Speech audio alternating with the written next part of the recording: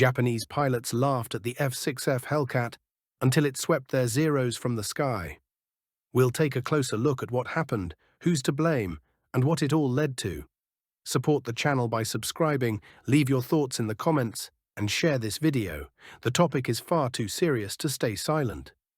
When American pilots first heard Japanese laughter about the heavy, clumsy fighter called the Hellcat, no one over the Pacific yet understood that this bulky, rough-looking machine would soon become the nightmare of pilots flying the light and graceful Zero.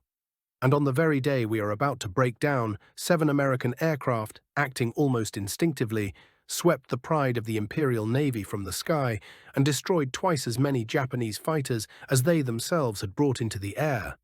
It was the moment when an invisible line of war, stretched tight like a string, trembled, snapped, and released a victorious sound that was heard all the way in Tokyo. If you stay until the end, you will learn why this battle became a point of no return, and how American cunning, cold-blooded precision, and technical audacity turned the entire understanding of aerial combat upside down. First, we will examine what exactly happened during that hour when carrier-borne Hellcats faced those who were believed to own the sky, and why Japanese pilots mocked the new American machine, calling it overrated. And then, in our second open loop, we will uncover how this brief episode forced Washington to rewrite its entire air strategy, while Tokyo realized that the age of light, elegant aircraft was ending and a new era of speed, firepower, and merciless logic was rising. That day, the air above the Pacific was crystal clear, as if washed clean by a night rain. The American carrier group rose into the sky at dawn when the engines of the Hellcats roared over the deck with a metallic prayer. The sound was heavy and dense, like a warning.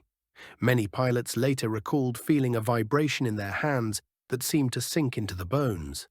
It was the sound of a new era, and ahead, beyond the horizon, appeared the enemy who had been considered unbeatable only yesterday. Pilots of the Japanese machines were certain the outcome of the clash was predetermined.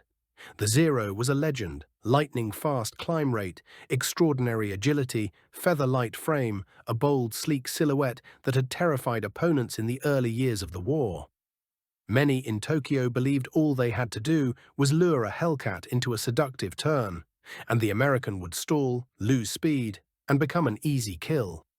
That was their belief. That was their doctrine.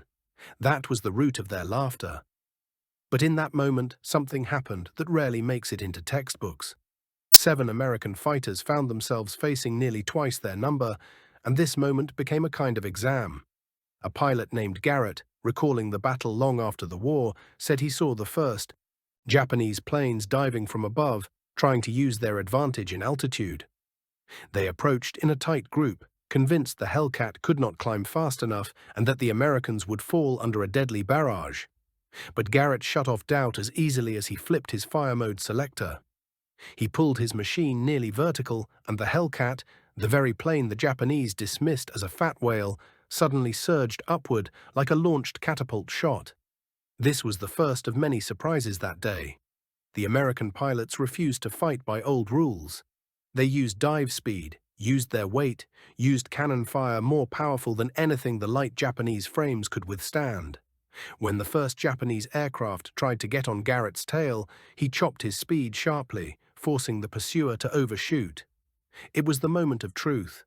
Garrett squeezed the trigger, and a burning ribbon of rounds tore through the fragile enemy airframe as if it were paper. But this was only the beginning. The Zero did not forgive mistakes. It was built for perfect pilots and perfect conditions. Every extra second, every misjudged turn transformed it from hunter into fragile prey. And that day, everyone felt it.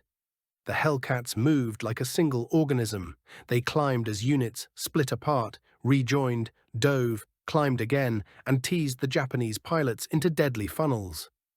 Each moment became a microstory. A pilot named Johnson remembered watching his wingman fall under fire from 2 Japanese fighters. He threw his Hellcat into a brutal turn, the G-forces crushing his chest like a block of concrete. The Zeros were fast, too fast, and that became their weakness. Johnson caught the timing, struck the nearest plane, shredding its wing in a burst of fire. The second Japanese pilot tried to climb away, but by then a third American was already sliding onto his tail, and a moment later, yet another enemy plane became a streak of flame. Sometimes it feels like battle has an invisible rhythm. That day, both sides heard it. But the American rhythm was louder, harsher, stronger. They used tactics the Japanese called unpredictable and crude. But that so-called crudeness had purpose. The Americans no longer tried to be elegant. They acted like men who understood that war is not a dance. It is mathematics of survival. When the 7 American planes destroyed the Japanese group, the survivors returned to base in silence. No one laughed at the Hellcat anymore. On the contrary, deep inside Japanese command, an uneasy thought was forming. The legend of the invincible Zero was cracking like old timber in the wind. Why is this important? Because on that day, a shift occurred, not immediately obvious but impossible to ignore weeks later. American engineers and analysts collected every detail of the battle, every trajectory, every damage report, every pilot's testimony. They built a new concept of aerial dominance based on climb rate, vertical maneuver, firepower, and survivability as one unified doctrine. The Hellcat was no longer just an airplane. It became a philosophy. The idea that even a heavy, seemingly slow machine could become an apex predator if the pilot understood its strengths. Meanwhile, Japanese tactics began to crumble.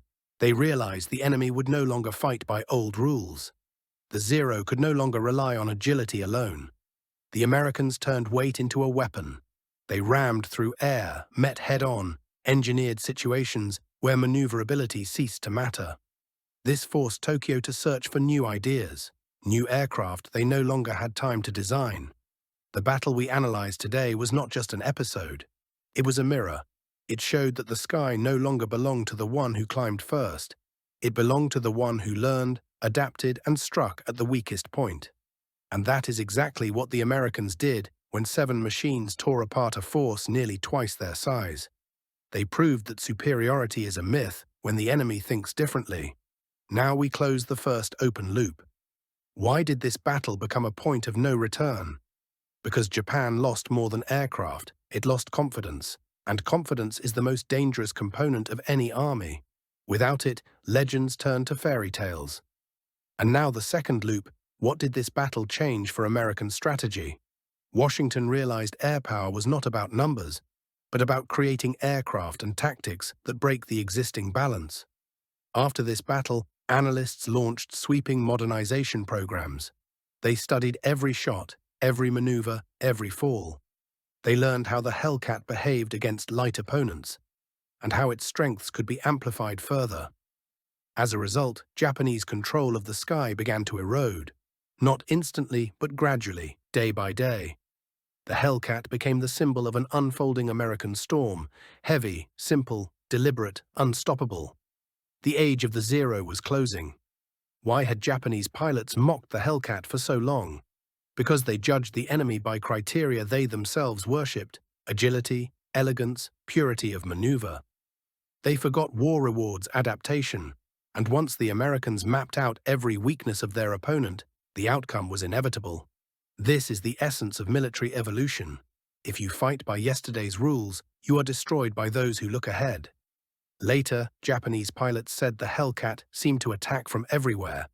It dove from above, appeared from the side, used height, speed, and inertia as if its pilots understood that every advantage could become a lethal blow. They weren't just firing, they were hunting. And the hunt was methodical, cold, merciless. Japanese commanders tried to explain away the defeat as bad luck, but facts cannot be ignored. 7 planes should not destroy nearly twice their number. Yet they did, and they did it so convincingly that Imperial Navy staff began whispering about urgently rewriting their entire air doctrine. Viewers should ask themselves, how can one battle change the course of a massive war? The answer is simple. It changes perception, it changes morale, it changes confidence. And that matters more than any single plane or pilot. American reports emphasized that Hellcats survived hits that would have destroyed lighter aircraft instantly. They returned to decks with shredded wings and torn fuselage panels. But they returned. Pilots stepped out with trembling hands, smoke-blackened faces, and eyes shining with exhaustion and stunned relief. They knew they had achieved the impossible. That impossible feat became the first building block of America's doctrine of overwhelming air superiority. Now, the culmination. This battle shattered the fragile myth of the invincible zero. The Americans proved that true power is not in acrobatics, but in weight, inertia, firepower, and teamwork. The Hellcat became the embodiment of this new strength. When 7 aircraft wiped out the pride of the Japanese formation, the world understood that Washington would no longer accept a secondary role. They had begun a slow, steady, coldly logical destruction of what had been the pride of the Japanese war machine. And here is the final takeaway. This battle showed that the Americans would no longer fear the Zero. They began an advance that continued to the very end of the Pacific War. And the Hellcat, once mocked as slow and clumsy, became the symbol of an era in which the sky belonged to those who learned faster and hit harder. Tell me what part of this battle stunned you the most. Your thoughts matter, and they help uncover the stories that truly hit the nerve.